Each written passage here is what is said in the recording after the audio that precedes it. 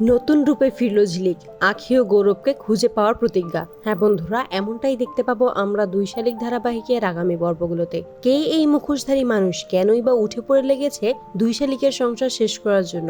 অনিমেষ ও রেবতীর প্রোগ্রামটাকে ধ্বংস করে দিল। কোনো একজন মহিলা এর পেছনে আছে, সেটা স্পষ্টভাবে বোঝা যায়। কিন্তু কিসের শত্রুতা? ঝিলিক ও আখির কেন এত বড় ক্ষতি করতে চায়? ঝিলিক কিছুই বুঝতে পারে না এসবের। অনুষ্ঠানের শেষ পর্যায়ে বিস্ফোরণ হয়। অনিমেষ কাউকেই খুঁজে পায় না। সকলে থাকলেও সেখানে আঁখি ও গৌরব থাকে না। তাদের দুজনকেই খুঁজে পাওয়া যায় না। দেবার অবস্থাও খুব খারাপ। ঝিলিক নীলিমাকে ধরে কান্নায় ভেঙে পড়ে আর বলতে থাকে, আমি যেভাবেই হোক গৌরব ও আঁখিকে খুঁজে বের করব।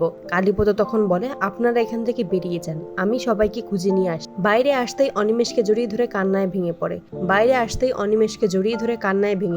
আর বলতে থাকে, আঁখি ও গৌরব কোথাও নেই বাবা, তাদের কোথাও খুঁজে পাওয়া যাচ্ছে না। সকলেই চিন্তিত হয়ে যায় তাদের দুজনের জন্য।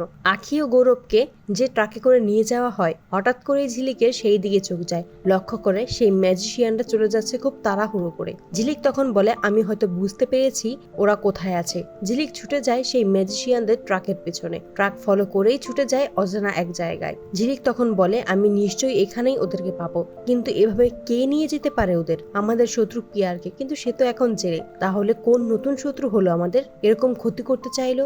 আখির বলা কথাগুলো যদি আমি আগে ভালোভাবে শুনতাম, তাহলে আজকে আমি ওদের বাঁচাতে পারতাম। ওর কথাগুলোই সত্যি ছিল। কিন্তু শুধু আখি আর গৌরবকেই কেন? নিশ্চয়ই এর পিছনে কোনো বড় রহস্য আছে, যেটা আমাকে জানতেই হবে। অন্যদিকে দেখা যায় সেই মাস্কম্যান বলতে থাকে, এবার হবে আসল খেলা। আমি যেমনটা চাইবো ঠিক তেমন ভাবেই হবে। এবার আমি অনিমেষ রায়কে চিরজীবনের জন্য শেষ করে দেব। ওর নামটা অবধি রাখার মতো কেউ থাকবে না। আমার পরিবারের সাথে যা যা হয়েছে, এবার আমিও তাই করব।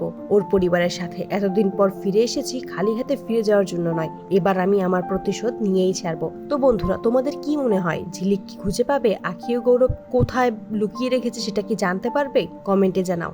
আর নিয়মিত আপডেট পেতে আমাদের চ্যানেলটি এক্ষুনি সাবস্ক্রাইব করে পাশে থাকুন। ধন্যবাদ।